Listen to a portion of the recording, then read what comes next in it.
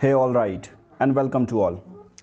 आज का ये लेक्चर नंबर रहेगा 6th और जब ये हम रिकॉर्ड कर रहे हैं आज है 2 जनवरी 2021। आज के इस पूरे लेक्चर में हम लक्ष्मीकांत के 3 चैप्टर करने वाले हैं। National commission for schedule cast, national commission for schedule tribe और 5th एडिशन में अगर आप देखेंगे national commission for backward class नहीं है, इसलिए आपको वो पूरे चैप्टर की समरी जो भी एक्सट्रैक्टेड नोट्स हैं वो हमने डॉक्यूमेंट फाइल में ऐड कर दी हैं, तो आपको उसका कोई इश्यू लेने की ज़रूरत नहीं है। दूसरा, अपडेटेड फाइल भी हमने प्राइवेट ग्रुप में ऐड कर दी हैं, बट अपडेटेड फाइल से ना पढ़ के आप डॉक्यूमेंट फाइल भी पढ़ेंगे तो वही चैप्टर के जो एक्सट्रैक्टेड नोट्स हैं वो हमने उस पर डाल दिए हैं। हर बार की तरह सेम प्रोसीजर अपनाना है, कान पर डालने हैं एयरफोन, शांत जगह पर बैठना है और एक लेक्चर की तरह इसे एंजॉय करना है। अब देखिए, ये टारगेट मैं ऑलरेडी सुपर 50 बैच में आप लोगों को दे चुका हूं और बहुत सारे लोगों ने नोट्स भी बना लिए हैं, हाईलाइट भी कर लिए हैं। तो मैं ये समझता हूं कि बहुत सारे लोग जो हैं ऑलरेडी अपने टारगेट को फुलफिल कर रहे हैं जल्दी से जल्दी। तो चलिए शुरू करते हैं आज का डिस्कशन। हम देरी नहीं करेंगे और सबसे पहले हमारे हमेशा की तरह 2 सोर्सेज हैं। पहला है लक्ष्मीकांत का बुक, दूसरा है डॉक्यूमेंट फाइल, जो मैं आपको ये जो आप लेक्चर सुन रहे हैं तब तक आपको वो डॉक्यूमेंट फाइल मिल चुकी होगी। बस 2 चीज़ रेफर करेंगे, प्रीलिम्स और मेंस से दोनों के लेकर चलते हैं। ओके, और ये लेक्चर एक तरह से रॉ फुटेज है, आप सबको पता है जैसे एक ऑनलाइन क्लास रहती है उस तरह से आपको मिलता है। जो भी हर चीज़ ऑनलाइन क्लासेस में होते हैं वो चीज़ आपको इस पर फील होती है पूरी।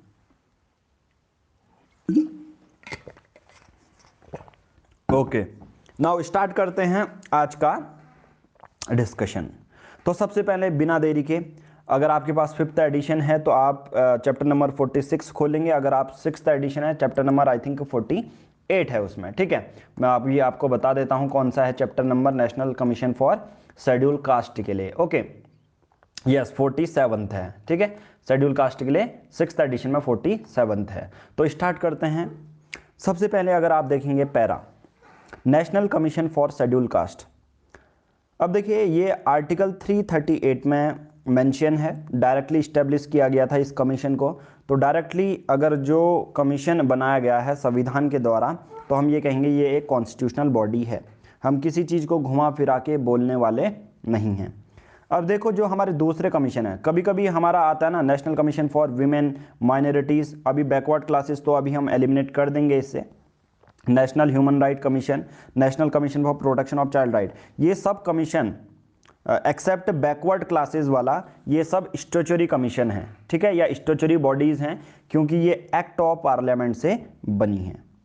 अब 2 चीज़ें हैं, देखो, एक होती है हमारी स्टैट्यूटरी बॉडी, एक होती है कॉन्स्टिट्यूशनल बॉडी। स्टैट्यूटरी बॉडी आप सबको पता है, लोकसभा राज्यसभा में बिल गया, प्रेसिडेंट के साइन हुए, एक्ट बन गया, तो वो स्टैट्यूटरी बॉडी होती है। यानी कि संविधान में उसका कोई मेंशन नहीं है, बल्कि उसके लिए हमारे चुने गए जो रिप्रेजेंटेटिव हैं, एमपी, जो लेजिस्लेटिव ये मेंबर ऑफ पार्लियामेंट हैं, वो हमारे लिए कानून बनाते हैं, तो वो कानून से बना है।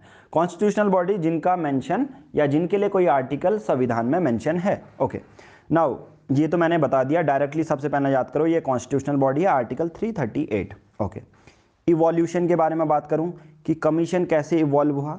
सबसे पहले ओरिजिनली अगर मैं बारे में बात करूं, संविधान में ऑलरेडी पहले से एक प्रोविज़न है आर्टिकल 338 का, जिसमें यह बोला गया था कि आप special officer for schedule caste और शेड्यूल ट्राइब जो है वो अपॉइंटमेंट उसकी कर सकते हैं, जो कि इन्वेस्टिगेट करेगा।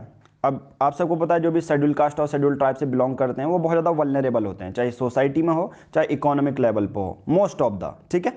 अब उन्हीं के लिए एक स्पेशल ऑफिसर अपॉइंट करने की बात की गई आर्टिकल 338 में। ओके, अब वो जो ऑफिसर होगा, स्पेशल ऑफिसर है, वो किसको रिपोर्ट देगा? प्रेसिडेंट को रिपोर्ट देगा।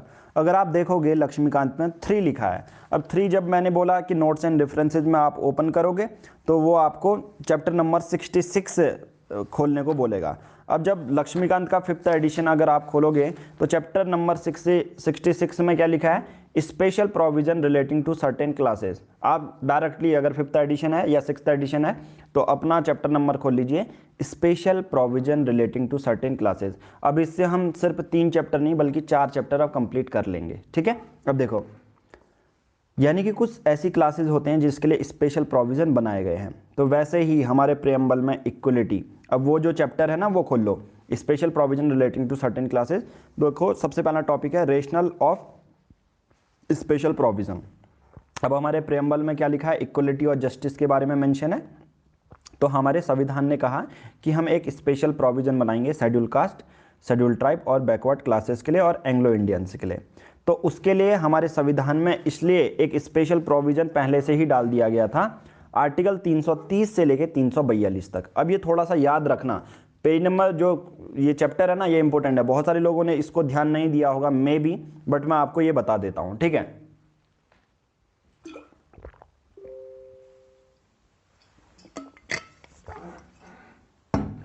ओके नाउ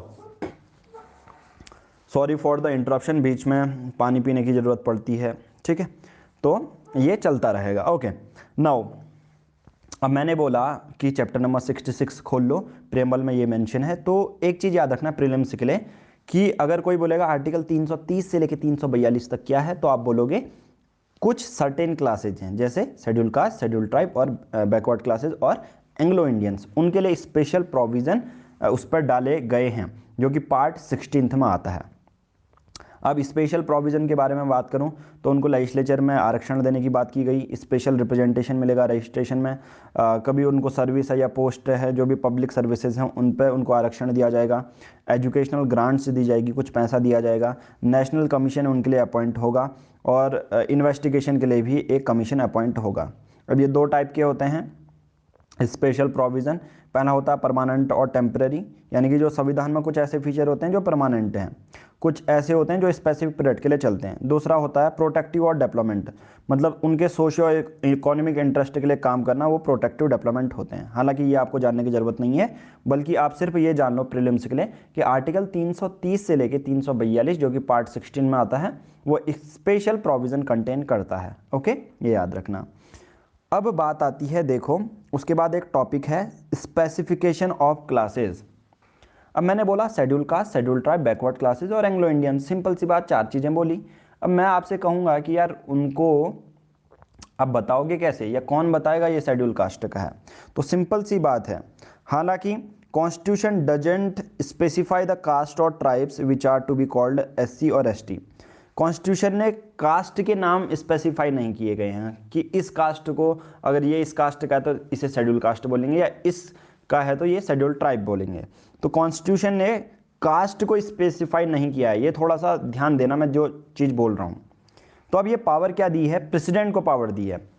अब देखो कोई बोलता है ना शेड्यूल कास्ट या शेड्यूल ट्राइब है, तो स्पेसिफाई नहीं बताया, ठीक है, संविधान ने।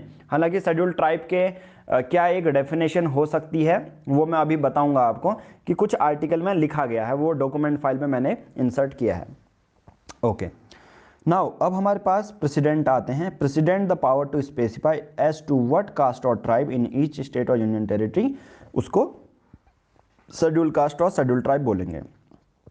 तो अगर आप बोलोगे यार मेरे राज्य में या मेरे केंद्र शासित प्रदेश में अगर मेरी ये कास्ट है तो मैं शेड्यूल कास्ट या शेड्यूल ट्राइब के अंदर आता हूँ, ये कौन स्पेसिफाई करेगा? तो आपके मन में होने चाहिए एक ही राम, परशुराम, श्री रामनाथ कोविंद जी, ठीक है।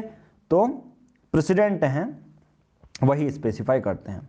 हर राज्य में, हर स्टेट में अलग अलग जो लिस्ट हो सकती हैं। किसी एक अगर राज्य में कोई एक एक्स जो कास्ट है वो शेड्यूल कास्ट है, तो अगले राज्य में नहीं भी हो सकती है। इन सब का जो है एक ही कर्ता धर्ता कौन है? प्रेसिडेंट है, ठीक है। तो पहला प्रीलिम्स का पॉइंट ये याद रखो। ओके, अब बात ये आती है कि यार स्टेट में प्रेसिडेंट जो है नोटिफिकेशन को इशू करते हैं और बोलते हैं कि यस जो है आप शेड्यूल कास्ट की कैटेगरी में आते हो या शेड्यूल ट्राइब की कैटेगरी में आते हो।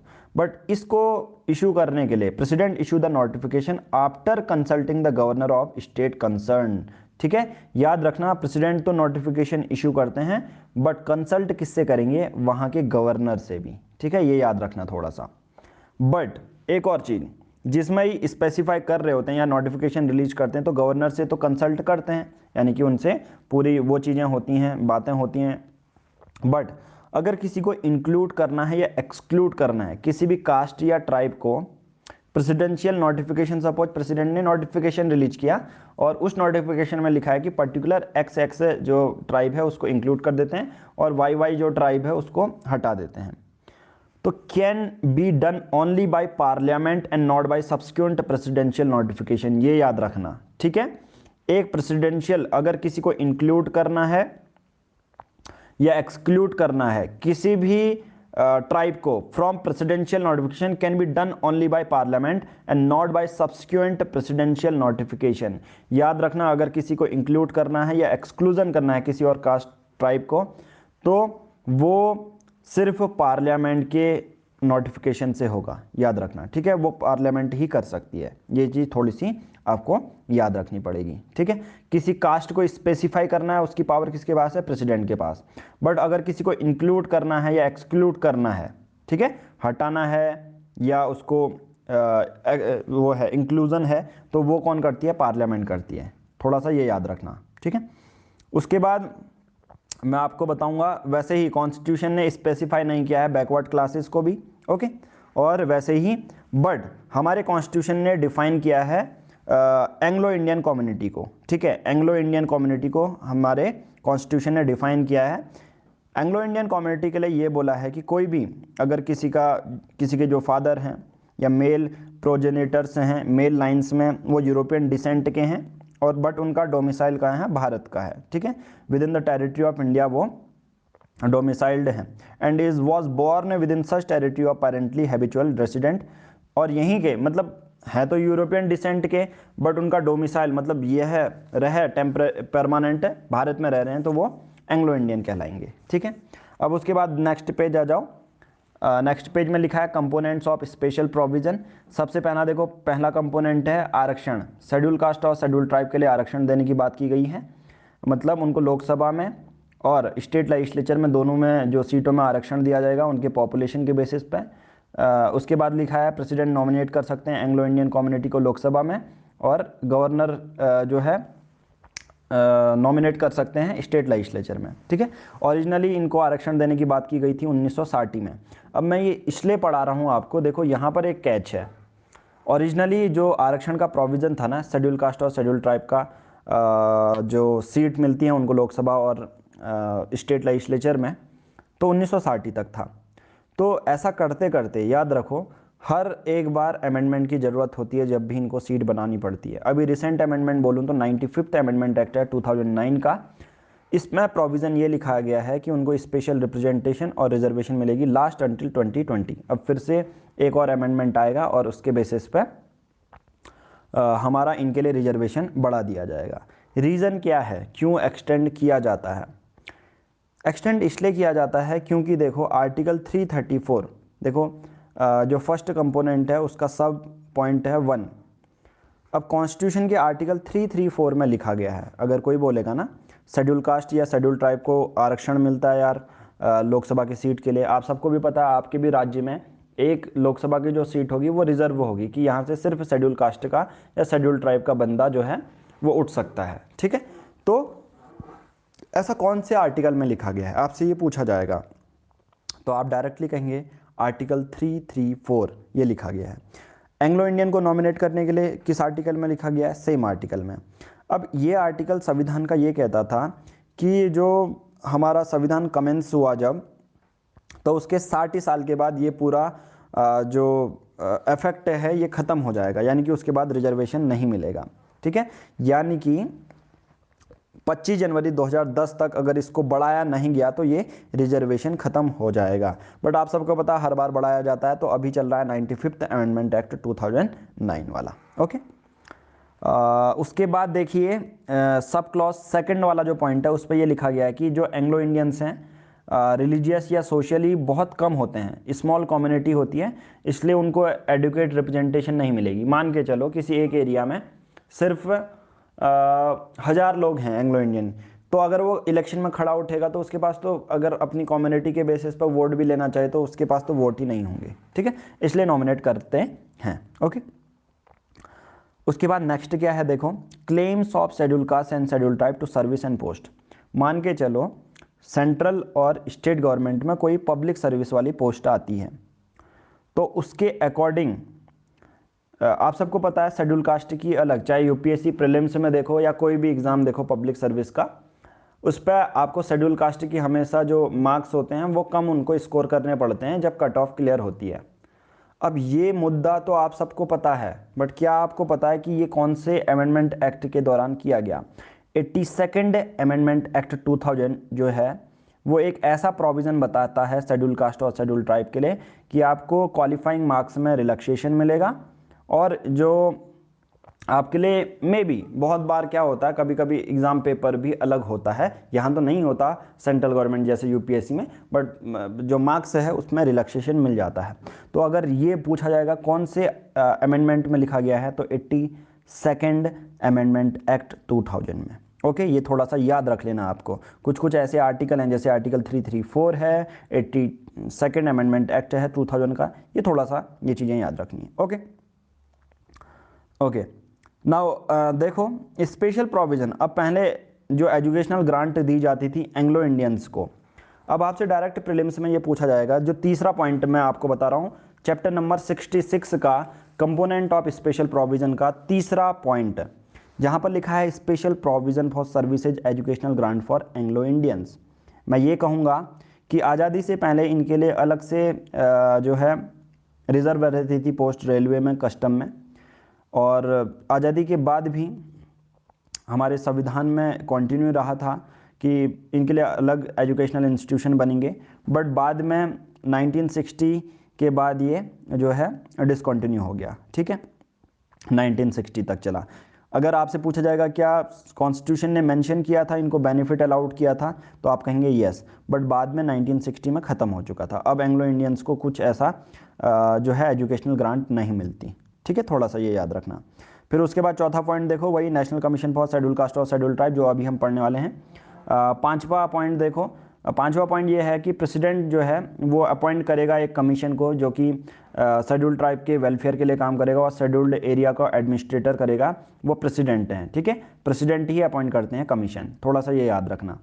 ओके, और इस पर यह भी बोला गया था कमीशन को संविधान के कमेंस होने के 10 साल बाद कंपलसरी बनाया जाना था, तो उसके लिए 1960 में एक कमीशन आया जिसको यूएन धेबार जी ने जो है हेड किया था। उन्होंने रिपोर्ट सबमिट की 1961 में। 2004 में दिलीप सिंह भूरिया की आई। फिर उसके बाद सेंटर ने एक एग्जीक्यूटिव पावर के थ्रू अपना एग्जीक्यूशन बहुत सारी स्कीम्स चलाने शुरू कर दी गई थी। ठीक है, और छठवां पॉइंट देखो, छठवां पॉइंट है बैकवर्ड क्लासेस का, और बैकवर्ड क्लासेस में वही चीज़ पढ़ेंगे जो अभी हम डॉक्यूमेंट में पढ़ने वाले हैं, कुछ अलग सी चीज़ नहीं है। बैकवर्ड क्लासेस के लिए कौन होगा? सबसे पहले कमीशन आया काका कालेकर का 1953 में। 1955 में रिपोर्ट सबमिट की। बीपी मंडल साहब का जो है 1979 में आया। ठीक है, फिर उसके बाद चीज़ें चलती गई। तो ये है, तो चैप्टर नंबर 66 भी हमारा, यानी कि आज हमारे 3 चैप्टर नहीं बल्कि 4 चैप्टर कंप्लीट होंगे। ओके ओके, तो ये सब हमने डिटेल में डिस्कस कर लिया है। अब आ जाओ वही चैप्टर नंबर 46, और 6th एडिशन है तो चैप्टर नंबर 47 में आ जाओ। ओके, देखो इवोल्यूशन ऑफ द कमीशन हम पढ़ रहे हैं। तो ओरिजिनली आर्टिकल 338 में एक स्पेशल ऑफिसर अपॉइंट करने की बात कही गई थी शेड्यूल कास्ट और शेड्यूल ट्राइब के लिए। ओके, जो कि इन्वेस्टिगेट करेगा, और उसके बाद प्रेसिडेंट को रिपोर्ट सौंपी जाएगी उस स्पेशल ऑफिसर के द्वारा, और उस स्पेशल ऑफिसर को कमिश्नर बोला जाएगा। ठीक है, और उसको ड्यूटी दी जाएगी। ठीक है, ये आर्टिकल 338 में पहले से ही था। ओके, अब 1978 ये वर्ष आता है 1978 का, जिसमें सरकार एक रिजोल्यूशन लाती है, यानी कि कोई कानून ऐसा एक्ट नहीं लाती है। ठीक है, एक रिजोल्यूशन। नॉर्मली रिजोल्यूशन अगर आप देखेंगे तो क्या होता है, एक पेपर होगा, पेपर में लिखा जाएगा कि हम ये पास कर रहे हैं, और कहीं ना कहीं जो मेंबर हैं अपना हाँ में सर हिलाएंगे। बहुत सिंपल है, थ्रू ए रिजोल्यूशन। तो ये एक नॉन स्टेचुअरी होगा। एक मल्टी मेंबर कमीशन था शेड्यूल कास्ट और शेड्यूल ट्राइब के लिए, और एक office of commissioner for schedule cast जो था पहले से, जो आर्टिकल 338 में, वो कमिश्नर का ऑफिस तो एग्जिस्ट करेगा। उसके साथ साथ 1978 में एक रिजोल्यूशन भी, मल्टी मेंबर कमीशन भी बना दिया गया। 1987 में इस कमीशन को रिनेम किया गया, उसके फंक्शन में बदलाव किया गया, और इसका नाम रख दिया गया national commission for schedule caste and schedule tribe. अब जब देखने को मिला कि ये कमीशन के पास हाँ पावर दी गई हैं पर उतनी पावर नहीं है, तो होता क्या है, 65th कॉन्स्टिट्यूशनल अमेंडमेंट एक्ट 1990, ठीक है, ये याद रखना। तो यहाँ पर इस्टेब्लिश किया जाता है एक high level multi member national commission for schedule caste और शेड्यूल ट्राइब, ठीक है, 65th कॉन्स्टिट्यूशनल अमेंडमेंट एक्ट, जब ये बदलाव किया जाता है, ठीक है। और इसके बाद हम बात करेंगे तो कॉन्स्टिट्यूशन, जो कॉन्स्टिट्यूशनल बॉडी होती है जो ये अब बन चुकी है, national commission for schedule caste और शेड्यूल ट्राइब अब बन चुकी है 65th कॉन्स्टिट्यूशनल अमेंडमेंट एक्ट से 1990। देखो नोट्स एंड रेफरेंसेज में 5 लिखा है, इसमें ये बताया गया है कि 12/3/1992 से ये लागू हुआ, ठीक है, एक्ट बना। ओके, ये याद रखना, एक्ट लागू हुआ जिसे कहते हैं, ठीक है, इनटू फोर्स। देखो एक्ट बनने की डेट अलग होती है या साल अलग होता है, बट वो काम कब से करेगा वो अलग होता है। तो 1992 से काम करना शुरू किया। अब जो ये कमीशन बनाए गए थे ना इससे पहले, तो ये अब तो ऑलरेडी कॉन्स्टिट्यूशनल बॉडी बन चुकी है, तो उसने रिप्लेस कर दिया सभी को। जो रिजोल्यूशन था 1987 का, और जो कमिश्नर था, जो कॉन्स्टिट्यूशन में लिखा गया है कि एक स्पेशल ऑफिसर बनाया जाएगा एज ए कमिश्नर, उसको डेजिग्नेट किया जाएगा, उसको भी हटा दिया गया, क्योंकि 65th कॉन्स्टिट्यूशनल संविधान में ही सुधार कर दिया भाई साहब, ठीक है। अब ये तो हटने ही थे, तो 65th वाला याद रख लेना। अब उसके बाद होता क्या है कि ज़रूरत पड़ती है कि यार शेड्यूल कास्ट के लिए तो सही है, पर शेड्यूल ट्राइब के लिए भी सेम ही कमीशन है, पर शेड्यूल ट्राइब की जो दिक्कतें हैं, मुश्किलात हैं, वो अलग रहती हैं as compare to schedule caste, अगर आप देखेंगे, ठीक है। शेड्यूल ट्राइब बहुत सिंपल सा एक डिफरेंस बता देता हूँ। शेड्यूल ट्राइब देखो, रूरल एरिया, ग्रामीण बैकवर्ड इलाका बहुत ज़्यादा, जितना भी हिंटरलैंड सोच सकते हो वो सोच लो, ठीक है, कबीला, आदिवासी, ठीक है, मॉडर्न वर्ल्ड से उतना ज़्यादा कनेक्शन नहीं। बट शेड्यूल कास्ट तो अर्बन एरिया में भी रहते हैं और रूरल एरियाज़ में भी रहते हैं, ठीक है। तो उनके चैलेंजेस अलग हैं, इनके चैलेंजेस अलग हैं। इनके चैलेंजेस ये है कि पिज़्ज़ा में यार कॉर्न डाला या नहीं, फार्मर पिज़्ज़ा तो अवेलेबल नहीं है। उनके चैलेंजेस क्या है यार, ये आटे की रोटी है या मडवे की रोटी है, उनके चैलेंजेस वो है थोड़े से। उनके लाइफ में कभी पिज़्ज़ा आया ही नहीं शेड्यूल ट्राइब में, यहाँ पिज़्ज़ा है, चैलेंजेस अलग हैं, ठीक है।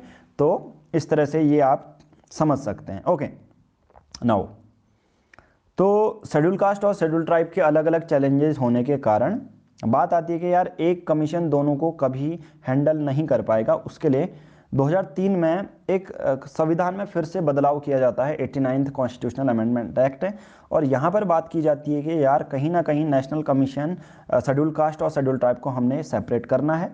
तो इस वजह से हमारा शेड्यूल कास्ट आर्टिकल 330 के 8 के अंदर, और शेड्यूल ट्राइब के लिए 338A कैपिटल ए मतलब बाद में इंसर्ट किया गया। ओके, तो सेपरेट कमीशन बन जाते हैं, 2004 से ये लागू हो जाता है। हमेशा की तरह इसमें चेयरपर्सन होते हैं national commission for schedule caste में, वाइस चेयरमैन होंगे, 3 अदर मेंबर होंगे, ठीक है, जो कि प्रेसिडेंट ही अपॉइंट करेंगे by warrant under his hand and seal. Under hand his seal का मतलब आप सबको बता दिया था, पूरा एनवलप क्लोज रहेगा और सिग्नेचर रहेंगे अपने प्रेसिडेंट के। ओके, और जो सर्विस हैं वो भी डिटरमाइन करते हैं प्रेसिडेंट। अगर 7 वाला देखोगे तो कितनी साल हैं रूल्स के अकॉर्डिंग, 3 साल, ठीक है, मेंबर्स की पूरी जो ऑफिस होगा वो 3 साल होगा टेन्योर। अब यहाँ पर एक चीज़ नहीं बताई गई है, वो मैंने डॉक्यूमेंट में ऐड की गई है, तो तभी लक्ष्मीकांत के अलावा कुछ चीज़ें होती हैं वो हमें पढ़नी होती है, वो हम डॉक्यूमेंट में पढ़ेंगे, ठीक है। अब फंक्शन बहुत सिंपल है, मैं ज़्यादा इसको एलोबरेट नहीं करूँगा, बहुत सिंपल है। शेड्यूल कास्ट के लिए जितना भी सोच सकते हो ना वो सोच लो, बट यहाँ पर प्रीलिम्स के लिए कैसे सॉल्व करोगे ये बात आती है। सबसे पहले ये इन्वेस्टिगेट कर सकता है, ये जो वर्ड बता रहा हूँ ना उसको हाईलाइट कर लो। इन्वेस्टिगेट कर सकता है, इंक्वायर कर सकता है, कोई प्लानिंग उनके लिए बनाई जा रही है तो एडवाइस कर सकता है, पार्टिसिपेट कर सकता है, ठीक है। और फिर जो रिपोर्ट बनेगी वो प्रेसिडेंट को देंगे, एनुअली दिया जाता है। हालांकि सबसे बड़ी बात आती है, इसकी जो रिकमेंडेशन होती है वो बाइंडिंग नहीं होती है, यानी कि जिसने रिकमेंडेशन दी इस कमीशन ने, तो ऐसा नहीं कि यार सरकार को माननी ही पड़ेगी, तो ये सिर्फ रिकमेंड कर सकता है, टू मेक रिकमेंडेशन। नाम ही में रिकमेंडेशन आ रहा है तो यार क्या बाइंडिंग होगी, ठीक है। तो इस तरह से कुछ समझ लो, और बाइंडिंग नहीं होगी, अपने माइंड में डाल लो, ठीक है, जो मैं आपको डालने की कोशिश कर रहा हूँ। बाकी जो प्रेसिडेंट उसको जो फंक्शन देगा वो डिस्चार्ज करने की कोशिश करेगा। और जो मैंने रिकमेंडेशन बोला ना वो है पॉइंट नंबर ई, देखो, ठीक है। अब उसके बाद रिपोर्ट ऑफ द कमीशन जल्दी जल्दी बता देता हूँ, क्योंकि मेजोरिटी ऑफ जो मैं चीज़ें हैं वो समझा चुका हूँ। अब जितना भी शेड्यूल ट्राइब है, बैकवर्ड क्लासेस है, वो सेम मिलेगा आपको, कुछ चेंज ही नहीं मिलेगा। इसलिए मैंने थोड़ा सा इतना ज़्यादा टाइम पहले वाले को समझाने में लगा दिया, और बल्कि इतना टाइम इसलिए भी लगा क्योंकि हमने पेज नंबर 60 चैप्टर नंबर 66 भी करा, ठीक है। अब देखो रिपोर्ट जो होता है बहुत सिंपल सी बात है, जो ये commission banana, national commission for schedule cast, वो अपनी रिपोर्ट देगा प्रेसिडेंट को। सबसे याद रखना, जो भी है प्रेसिडेंट है, फिर प्रेसिडेंट जो है पार्लियामेंट को देते हैं, और पार्लियामेंट को ये भी बताते हैं, ठीक है, पार्लियामेंट को प्रेसिडेंट ये भी बताते हैं कि जो रिकमेंडेशन ली गई क्या उसका एक्सप्लेनेशन भी दिया जाता है कि यार उसको एक्सेप्ट किया तो एक्सप्लेनेशन दो, रिजेक्ट किया तो उसका भी मेमोरेंडम दो, ठीक है। तो यही चीज़ें हैं। आई थिंक यही doubt one of the aspirant, super 50 के एस्पिरेंट ने पूछा था, तो ये मैं रिपोर्ट ऑफ द कमीशन का ये समझा देता हूँ कि प्रेसिडेंट जब पार्लियामेंट के पास अपनी रिपोर्ट सबमिट करते हैं, वो ये बताते हैं कि मेमोरेंडम बताते हैं कि क्या एक्शन लिया गया, उनका जो सुझाव था ना कमीशन का, तो उस पर कोई एक्शन लिया गया सरकार के द्वारा, वो बताओ। प्लस ये भी बताया जाता है कि अगर एक्सेप्ट नहीं किया गया तो उसके पीछे भी रीज़न बताओ, ठीक है। तो ये चीज़ें होती हैं, ओके। वैसा ही अगर प्रेसिडेंट को लगता है कि किसी एक पर्टिकुलर राज्य सरकार के कंसर्न के बेसिस पे है ये, तो प्रेसिडेंट कभी कभी क्या करता है, अगर उस स्टेट गवर्नमेंट से रिलेटेड चीज़ें हैं तो स्टेट गवर्नर को भी दे देगा, फिर गवर्नर देगा लेजिस्लेचर को, ठीक है, ये याद रखना। अब कैच बताता हूँ। कैच बहुत सिंपल है। प्रीलिम्स में आपसे ये कहेगा कि स्टेट गवर्नमेंट के लिए डायरेक्ट जो कमीशन है वो रिपोर्ट गवर्नर को देता है, तो वहाँ पर गलत हो जाएगा आपका। ये याद रखो, माइंड में ये चीज़ डाल लो कि कमीशन जो है अपनी रिपोर्ट सिर्फ प्रेसिडेंट को देता है। अगर गवर्नर को भी देनी है ना, तो पहले प्रेसिडेंट ही देगा गवर्नर को, बाद में गवर्नर स्टेट लेजिस्लेचर के सामने रखेगा। सेम चीज़ यहाँ भी होगी कि गवर्नर मेमोरेंडम देगा अपने साथ, एक्सेप्ट किया तो क्या एक्शन लिया गया, और रिजेक्ट किया गया तो क्या जो है रीज़न रहा, ठीक है। लास्ट में पावर ऑफ द कमीशन बताऊंगा। सिंपल सी बात है, अपने प्रोसीजर खुद चला सकता है, और जब भी ये इन्वेस्टिगेट करता है कमीशन, इसके पास पावर होती है अपनी सिविल कोर्ट की। जितना भी सिविल कोर्ट कर सकता है ना, जितनी भी सिविल कोर्ट के पास पावर है। सिविल लॉज क्या क्या होते हैं, जैसे किसी का डाइवोर्स हो गया, ज़मीन का पंगा है, दो लोगों के बीच में डिस्प्यूट हो गया, ठीक है, फाइनेंशियल, ये सब सिविल कोर्ट सुलझाता है। तो जितनी भी power judicial character civil court के पास होगी, वही पावर इन्वेस्टिगेशन करने के समय कमीशन के पास होती है। तो ये किसी, पहला ए पॉइंट देखो, ये किसी पर्सन को बुला सकता है। अब मैं ये जो ये बता रहा हूँ ना, power of the commission scheduled caste के लिए भी सेम है, बैकवर्ड क्लासेस के लिए भी सेम है। जो ये रिपोर्ट है, रिपोर्ट का चर्चा है, रिपोर्ट का चर्चा है, फंक्शन है ना, ये सब सेम है। एक्स्ट्रा तभी इस पे ही मैंने ज़्यादा जोर लगाया। तो जो मैं फंक्शन बता रहा हूँ सभी में सेम है, कोई डिफरेंट है ही नहीं। ए वाला देखो, किसी पर्सन को बुला सकता है, यस बुला सकता है। डॉक्यूमेंट की ज़रूरत है तो यस बुला सकता है। एफिडेविट एविडेंसेस मंगाना चाहता है, मंगा सकता है। पब्लिक रिकॉर्ड मंगाना चाहता है, मंगा सकता है। किसी विटनेस को बुलाना चाहता है, बुला सकता है तहकीकात के लिए। जैसे कोई एक्स पर्सन है, वो विटनेस है, उसने देखा कि यार शेड्यूल कास्ट के साथ अत्याचार हो रहा है, वो विटनेस है, तो यार नेशनल कमीशन के ऑफिसर कहेंगे कि आ जाओ, चलो पेशी देने आ जाओ अपनी। पेशी नहीं कहूँगा, पेशी वर्ड गलत है, पेशी तो जो कोर्ट में होती है, खाली बुलाएगा, आपको बुला सकता है मतलब, ठीक है, ओके। अब बात ये आती है कि एक चीज़ ये याद रखना, कभी भी जो एफ पॉइंट ख़त्म होने के बाद देखो कि कभी भी सेंट्रल गवर्नमेंट और जो स्टेट गवर्नमेंट है, कोई भी पॉलिसी बनाते हैं ना शेड्यूल कास्ट से रिलेटेड, तो उनको कमीशन से कंसल्ट करना मस्ट है, रिक्वायर्ड है। रिक्वायर्ड के बारे में बात कर रहा हूँ, यहाँ पर शुड वर्ड का यूज़ नहीं किया है, यहाँ पर required to consult the commission, बहुत सिंपल सी बात यहाँ पर कह दी गई है। अब इससे पहले जो कमीशन था, अगर आपके पास 5th एडिशन है तो वहाँ पर ओबीसी वाला लिखा होगा, जो कि अब आप डिलीट कर दो, फाड़ दो, इरेजर से मिटा डालो, क्योंकि कमीशन जो है अब अपने फंक्शन सिर्फ शेड्यूल कास्ट के लिए और एंग्लो इंडियन कम्युनिटी के लिए ही करेगा। With respect to schedule caste and Anglo Indian community, 102nd amendment act 2018 जब आया तो उसने ओबीसी के लिए अलग कॉन्स्टिट्यूशनल का दर्जा दे दिया था। अब ओबीसी के लिए, अदर बैकवर्ड क्लास के लिए 102nd अमेंडमेंट एक्ट का कमीशन उसके लिए डील करता है। अब सिर्फ national commission for schedule cast, Anglo Indian और शेड्यूल कास्ट के लिए ही काम करेगा, ठीक है। बस अब डायरेक्ट आ जाओ, मैं ज़्यादा टाइम वेस्ट नहीं करूंगा आपका। National commission for schedule tribe, national commission for schedule tribe बहुत सिंपल है, कॉन्स्टिट्यूशनल बॉडी है, आर्टिकल 338A में कब हुआ था आप सबको पता है, 89th कॉन्स्टिट्यूशनल अमेंडमेंट एक्ट 2003 लागू 2004 से हो गया था। कैसे है शेड्यूल ट्राइब से अलग, जैसा मैंने बोला आपसे कि 65th कॉन्स्टिट्यूशनल अमेंडमेंट एक्ट 1990 जो कि 1992 से लागू हुआ, शेड्यूल कास्ट जोग्राफिकली और कल्चरली बहुत ज़्यादा अलग है, तो इसके लिए एक 1999 में एक नई मिनिस्ट्री भी बनाई गई। अब आप कहोगे यार शेड्यूल कास्ट के लिए भी कोई मिनिस्ट्री है क्या? मैं कहूँगा yes, ministry of social justice and empowerment to perform his role. अब क्या होता था, ministry of social justice and empowerment के पास उतना ज़्यादा स्कोप नहीं रहता है, उतना ज़्यादा टाइम भी नहीं होता था, इसलिए वो सिर्फ शेड्यूल कास्ट को ही डील कर पाती थी।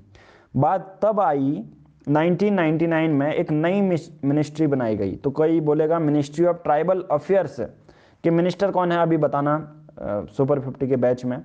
तो नई मिनिस्ट्री, या ये यूट्यूब पे भी आएगा, तो आपको ये बताना है, कमेंट बॉक्स में बताना है कि new ministry of tribal affairs कब बनी। तो 1999 में बनी। ओके, जनरली इसका मेन फोकस था welfare and development of scheduled tribe. New ministry tribal affair कब बनी? 1999 में, ये चीज़ याद रखना, ठीक है। बाकी सोशल जस्टिस और एम्पावरमेंट फीजेबल नहीं था, एडमिनिस्ट्रेटर नहीं कर पाती थी, इसलिए मिनिस्ट्री ऑफ ट्राइबल अफेयर्स बनाई गई। ओके, अब बाकी वही चीज़ है, चेयरपर्सन वाइस चेयरपर्सन होते हैं, अपॉइंट करते हैं प्रेसिडेंट, और सर्विस टेन्योर भी प्रेसिडेंट करते हैं 3 साल के लिए, ठीक है।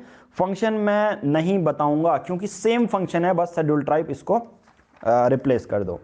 दूसरे फंक्शन भी मैं जनरली नहीं बताऊंगा, बट बता देता हूं। दूसरे फंक्शन कमीशन के 2005 में प्रेसिडेंट हमारे राष्ट्रपति जी स्पेसिफाई करते हैं कमीशन के function.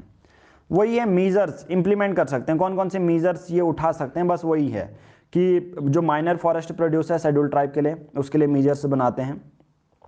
Mineral resources, water resources के लिए रिलीफ ऑफ रिहेबिलेशन करना है। अगर कोई शेड्यूल्ड एरिया में कोई प्रोजेक्ट बन रहा है मान के चलो, तो वहाँ पर से अगर उनको हटाना है तो उसके लिए मीजर्स कौन बनाएगा? रिलीफ के, वही बनाएगा। ट्राइबल पीपल का प्रमोशन है, एलियनेशन कम करता है कि बाहर के लोग ना आ जाएं ज़्यादा, ठीक है। मैक्सिमम कोऑपरेशन, और ये भी देखता है, ये इंश्योर करता है कि यार प्रोविजन ऑफ पंचायत, जो पैसा है वो फिर से अच्छे से एक्ट हो रहा है या नहीं। 1996 का प्रोविजन है, जब मैं लोकल गवर्नमेंट आपको पढ़ाऊंगा तब ये आपको समझ में आ जाएगा, ठीक है। पैसा बहुत सिंपल है, जहाँ पर ग्राम पंचायत, जो शेड्यूल्ड ट्राइब वाली एरिया होती है ना, शेड्यूल्ड एरिया, वहाँ पर पैसा आता है, यानी कि ग्राम पंचायत तो इस्टेब्लिश की जाएगी बट उनका ज़्यादा ऑटोनॉमी उनको दी जाएगी। रिपोर्ट वही सिंपल सी चीज़ है, पहले प्रेसिडेंट को फिर पार्लियामेंट को, और एक्सेप्ट किया जाएगा, और किया है तो आप एक्शन क्या लिया है ये बताओ, मेमोरेंडम उसका भेजा जाएगा, नहीं लिया है तो उसका मेमोरेंडम भी। वैसे ही सेम स्टेट गवर्नर को भेजा कैसे जाएगा? प्रेसिडेंट ही भेजेंगे, पावर सेम है, समोन कर सकते हैं, वही हर चीज़ वही है। बाकी शेड्यूल कास्ट के लिए जो भी चीज़ करेंगे वो कंसल्ट करना पड़ेगा इस कमीशन से, ठीक है। अलग कुछ चीज़ ही नहीं है, बहुत सिंपल सी चीज़ें हैं। अब आ जाओ, ये अपनी लक्ष्मीकांत बंद कर दो, जिसके बाद 6th एडिशन है वो खोल लो। वैसे 6th एडिशन वालों को भी खोलने की ज़रूरत नहीं है क्योंकि मैंने डॉक्यूमेंट में ही दे दिया गया है। ओके, चलिए अब ओपन कर लीजिए अपना डॉक्यूमेंट फाइल। वहाँ पर लिखा है सबसे पहले super 50 extra notes other than Laxmikanth book, और ये बहुत हद तक इंपॉर्टेंट होने वाला है 2021, 2022, 2023 के लिए। नेशनल कमीशन शेड्यूल कास्ट लिखा है सबसे पहले प्रीलिम्स और मेंस। देखो टॉपिक मैंने डाला है कि सोसाइटी, पॉलिटी और गवर्नेंस में ये टॉपिक पूछा जा सकता है। सबसे पहला देखो, एक फैक्ट जो है वो पॉलिटी में नहीं दिया गया था, ये आपसे पूछा जा सकता है कि मैंने ये बोला कि शेड्यूल कास्ट और शेड्यूल ट्राइब एक मल्टी मेंबर नेशनल कमीशन हुआ करता है, जैसे एक चेयरमैन, वाइस चेयरमैन और 3 मेंबर होते हैं। बट उससे पहले तो ये 1 मेंबर सिस्टम था, ठीक है, 1 मेंबर सिस्टम था। ये कौन से कॉन्स्टिट्यूशन के अमेंडमेंट एक्ट ने ये रिप्लेस किया, ये याद रखना। तो याद रखना 46th amendment to the constitution replace the 1 member system with multi member national commission. अभी जो आप देख रहे हो ना, एक चेयरमैन, वाइस चेयरमैन और 3 बंदे अलग, 3 ऑफिसर अलग, ये पहले 1 मेंबर सिस्टम हुआ करता था। कोई बोलेगा कब हुआ, तो 46th अमेंडमेंट है। ये लक्ष्मीकांत आपको नहीं बताती और ज़रूरत भी नहीं है लक्ष्मीकांत को बताने की, आपको भी कुछ चीज़ सर्च करना पड़ेगा। दूसरा देखो, लक्ष्मीकांत में कभी नहीं दिया गया है कि जो कमीशन की रिकमेंडेशन है बाइंडिंग नहीं होंगी, ठीक है। तो ये है कि इंफ्रास्ट्रक्चर, लैक ऑफ पावर, तो कभी कभी क्रिटिसाइज किया जाता है इस कमीशन को कि कमीशन की रिकमेंडेशन बाइंडिंग नहीं है, ठीक है। अब उसके बाद ये देखो शेड्यूल कास्ट सब प्लान, ये सबसे बड़ी बात है। हर साल यूनियन बजट पास होता है और एक एलोकेशन किया जाता है schedule caste and schedule tribe के लिए बजट में, ठीक है। तो जो कुछ फंड है स्पेंड किया जाता है इस स्कीम में, शेड्यूल कास्ट सब प्लान के अंदर, और वैसा ही ट्राइबल सब प्लान के अंदर, ठीक है। और सभी मिनिस्टर और डिपार्टमेंट ये ऑब्लिगेटेड रहते हैं, उनके पास ये बाउंडेशन रहती है कि अगर किसी मिनिस्टर को, किसी मंत्री को पैसा मिल रहा है तो कहीं ना कहीं उसको शेड्यूल कास्ट सब प्लान के लिए और ट्राइबल सब प्लान के लिए पैसा साइड से रखना पड़ेगा। अब ये प्रीलिम्स में एक पॉइंट आ जाएगा, तो क्या लक्ष्मीकांत पढ़ के ये कर लोगे? आएगा ही नहीं दिमाग में भाई साहब। मैं बहुत हद तक, आप सुपर 50 के बैच में जुड़े हुए हैं, बहुत सारे लोगों ने 2 अटैम्प्ट दिए होंगे, बहुत सारे लोगों ने 3 अटैम्प्ट दिए होंगे, बहुत सारे लोगों ने पहला अटैम्प्ट दिया होगा। लक्ष्मीकांत आप पढ़ के गए होगे ना, तो ये चीज़ें आप बहुत हद तक, यूपीएससी को भी पता है यार कि आप लक्ष्मीकांत पढ़ रहे हो, तो लक्ष्मीकांत में हर चीज़ मेंशन ही नहीं है, एक्स्ट्रा एफर्ट आपको डालने पड़ेंगे। और बहुत हद तक मैं ये भी बता दूं कि मेरे इस ऑडियो नोट की ज़रूरत क्या है। मैं आपको टारगेट तो देता हूँ, बट ये ऑडियो नोट अगर आप सुनोगे तो बहुत हद तक आपको ये चीज़ें पता चलेंगी कि हाँ, ये एक्स्ट्रा चीज़ तो ऑडियो नोट्स से मुझे फ़ायदा हुआ है, ठीक है। तो यही फ़ायदा रहता है, तो यही है, ओके। उसके बाद मैं कुछ बता देता हूँ, ये मेंस के लिए है, हालांकि मैं सुपर 50 में अभी प्रीलिम्स में फोकस कर रहा हूँ, बट कॉन्टेक्स्ट बता देता हूँ। 2020 में national commission for schedule caste में क्या क्या ज़रूरत पड़ेगी। पहला ये है कि जो schedule caste and prevention act है उसको स्ट्रेंथन करने की ज़रूरत है। एक स्टैंडर्ड ऑपरेशन प्रोसीजर करने की ज़रूरत है, जिसमें ऑनलाइन कंप्लेंट अब तो डाल सकते हैं, ऑनलाइन रिपोर्टिंग होनी चाहिए। दूसरा पॉइंट देखो, उस पर ये मैंने बोला है कि गवर्नमेंट को और ज़्यादा एफर्ट लगाने चाहिए। सभी जो मिनिस्ट्रियाँ 15% का स्पेंडिंग उसने खर्च करनी चाहिए। गुड वर्क के लिए इंसेंटिव भी देना चाहिए। सिविल सोसाइटी भी इंगेज होनी चाहिए। पांचवा, जो मैं ये बोल रहा हूँ इसको मैंने डिराइव किया है, ठीक है, डॉक्यूमेंट फाइल में। अगर आप ये यूट्यूब पर फ्री में सुन रहे हैं तो आपको उतना ज़्यादा इस पर नॉलेज नहीं मिल पाएगी, ठीक है।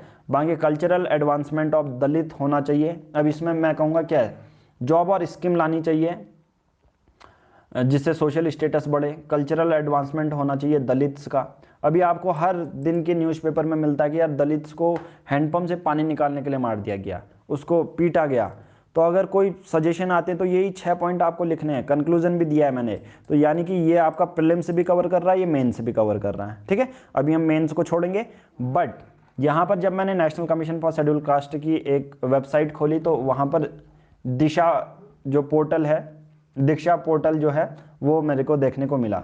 दीक्षा पोर्टल किसके लिए है अगर ये पूछा जाएगा तो कोविड-19 में बहुत सारे स्कूल बंद हो चुके थे। दीक्षा पोर्टल लॉन्च किया मिनिस्ट्री ऑफ एचआरडी ने 2017 में कि जो टीचर कम्युनिटी है वो ऑनलाइन पढ़ाएगी, ठीक है, इसलिए।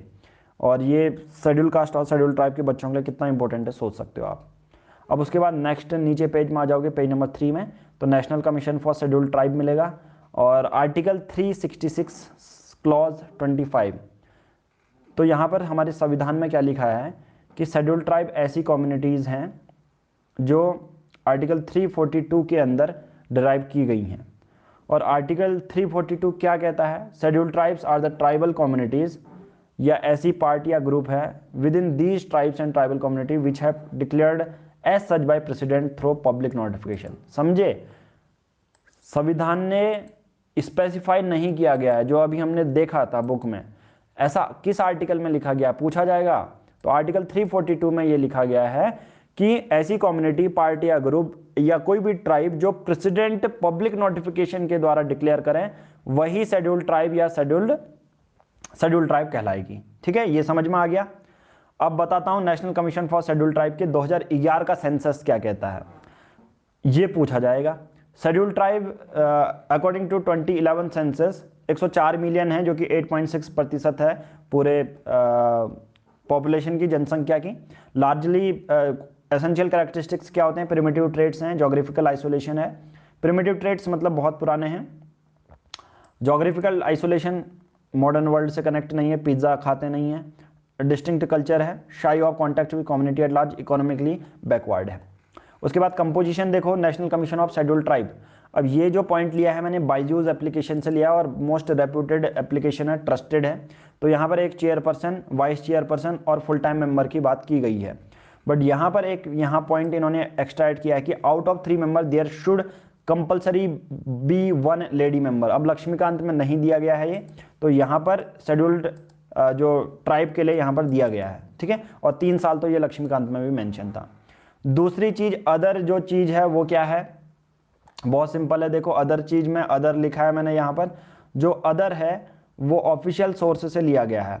अब मैं पहले ये बता दूं, शेड्यूल कास्ट 341 और शेड्यूल ट्राइब के जो प्रोविज़न है 342 में लिखे गए हैं। बहुत सिंपल सी बात बता रहा हूँ, शेड्यूल कास्ट के जो प्रोविज़न हैं, the communities were notified as schedule caste and schedule tribe as per provision. ठीक है, कि अगर किसी को शेड्यूल कास्ट और शेड्यूल ट्राइब नोटिफाई करना है तो वो कौन से आर्टिकल में लिखा गया है, शेड्यूल कास्ट के लिए 341 और शेड्यूल ट्राइब के लिए 342। ठीक है, ये आपको अदर के चौथे पॉइंट में मिल जाएगा। फिर उसके बाद देखो मैंने नेक्स्ट लिखा है अदर प्रीलिम्स फैक्ट।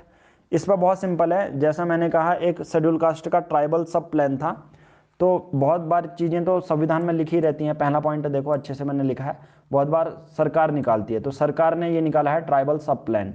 ठीक है, ट्राइबल सब प्लान क्या होता है कि जो ट्राइबल पीपल हैं उनके सोशियो, दूसरा पॉइंट बता रहा हूँ, सोशियो इकोनॉमिक डेवलपमेंट को बढ़ाना है, और जनरली ये फंड प्रोवाइड करते हैं ट्राइबल सब प्लान को स्टेट के अकॉर्डिंग जितनी पॉपुलेशन है उस स्टेट में। ठीक है, और उसके बाद जो सबसे इंपॉर्टेंट चीज़ है प्रीलिम्स का फैक्ट है, तीसरा पॉइंट देखो, गाइडलाइन इश्यू करी प्लानिंग कमीशन यानी कि अभी की नीति आयोग ने, ये बोला कि जो ट्राइबल सब प्लान में पैसा जाएगा ना वो नॉन डाइवर्टेबल होगा, यानी कि किसी दूसरी चीज़ के लिए इस्तेमाल नहीं किया जाता है, और नॉन लैप्सेबल होगा, यानी कि उस साल में वो ख़त्म नहीं कर पाए तो अगले साल भी वो रहेगा। तो ये सबसे पहला जो तीसरा पॉइंट है वो सबसे खतरनाक पॉइंट है। ठीक है, ये याद रखना। ओके,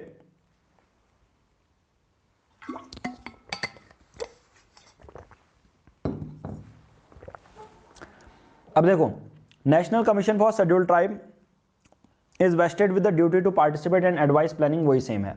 अब 6th एडिशन का national commission for backward class, कुछ अलग चीज़ें हैं ही नहीं, कुछ अलग चीज़ नहीं है। सबसे पहले 1992 में मंडल केस आता है, सुप्रीम कोर्ट में जाता है, और सुप्रीम कोर्ट डायरेक्शन देती है हमारी केंद्र सरकार को कि यार हमें एक स्टैट्यूटरी बॉडी बनाने की ज़रूरत है, जो ऐसे सिटीजन है ना जो दूसरे क्लास ऑफ सिटीजन है नॉन इंक्लूजन जैसे बैकवर्ड क्लासेस वाले, उनको इंक्लूड करने की ज़रूरत है। तो एक national commission for backward classes setup किया जाता है 1993 में। उसके बाद में 102nd अमेंडमेंट एक्ट आता है 2018 में, और ये इसको कॉन्स्टिट्यूशनल स्टेटस दे देता है। इसके लिए एक नया आर्टिकल इंसर्ट किया जाता है, आर्टिकल 338B। ठीक है, तो अब स्टैट्यूटरी नहीं होगा, वो कॉन्स्टिट्यूशनल बॉडी बन जाएगी। ओके, एक्स्ट्रा फोकस देखो, जब 102nd अमेंडमेंट एक्ट आया, इसने आर्टिकल 338B को तो इंसर्ट किया, उसके साथ साथ आर्टिकल 342A को भी इंसर्ट किया, जिसमें प्रेसिडेंट के पास ये पावर दी जाती है कि आप स्पेसिफाई करोगे सोशली और एजुकेशनली बैकवर्ड क्लास कौन है, जैसे शेड्यूल ट्राइब में बताया जाता है। ठीक है, इस पर भी सेम चीज़ है, कमीशन में एक चेयरपर्सन, वाइस चेयरपर्सन और 3 मेंबर होंगे, और प्रेसिडेंट ही बताएंगे हैंड एंड सील, और 3 साल का जो टेन्योर है वो रहता है। फंक्शन सेम है, कुछ बदलाव की ज़रूरत नहीं है। रिपोर्ट सेम है, पहले प्रेसिडेंट फिर पार्लियामेंट। ठीक है, सेम पावर भी सेम है। दूसरे fact other than Laxmikanth book के बारे में बताऊं, उसके हटकर तो बैकग्राउंड अगर बताऊं तो 1950 में कालेकर की कमेटी आती है, और 1970 में बीपी मंडल की कमेटी आती है बैकवर्ड क्लासेस के लिए। इंदिरा सोहनाई केस आता है 1992 में, जिसमें डायरेक्शन देते हैं कि आपको इसके लिए कमीशन बनाना चाहिए। फिर 123rd कॉन्स्टिट्यूशनल अमेंडमेंट बिल 2017 में लाया जाता है, बट अभी ये बिल 2018 में इसको असेंट मिली है। ठीक है, ये याद रखना थोड़ा। कॉन्स्टिट्यूशनल प्रोविजन के बारे में बात करूं लास्ट में, आर्टिकल 340 में ये लिखा गया है कि आइडेंटिफाई करता है जो सोशली सामाजिक तौर पर और शिक्षा के तौर पर बैकवर्ड हैं, और उनके लिए 102nd constitutional amendment act insert भी करता है 338B और 342(8). अमेंडमेंट कुछ चेंजेस लाता है आर्टिकल 366 में भी, और आर्टिकल 338B तो आप सबको पता है कंप्लेन वाला, आर्टिकल 342 वाला प्रेसिडेंट के बाद पावर देता है। ठीक है, he can do this in consultation with the governor of concerned state, however law enacted by parliament will be required if list of backward classes to be amended. ये याद रखना, जैसा मैंने बोला कि अगर किसी का इंक्लूजन है, देखो सबसे लास्ट डॉक्यूमेंट फाइल की सबसे लास्ट लाइन पढ़ो, मैंने ये बोला था लक्ष्मीकांत में भी इंक्लूजन और एक्सक्लूजन करना है लिस्ट में, तो वो सिर्फ पार्लियामेंट करती है। तो वही चीज़ देखो मैंने रिपीट किया है, law enacted by parliament will be required if the list backward classes is to be amended. अगर बैकवर्ड क्लासेस की लिस्ट हटानी है या घटानी है तो एक कानून लाना पड़ेगा, पार्लियामेंट ही उसे करेगी। तो आई थिंक मैं आपको पूरा schedule caste, schedule tribe, backward classes और चैप्टर नंबर 66 5th एडिशन का कंप्लीट करा चुका हूँ, यानी कि 4 चैप्टर हमने कर लिए हैं यहाँ पर।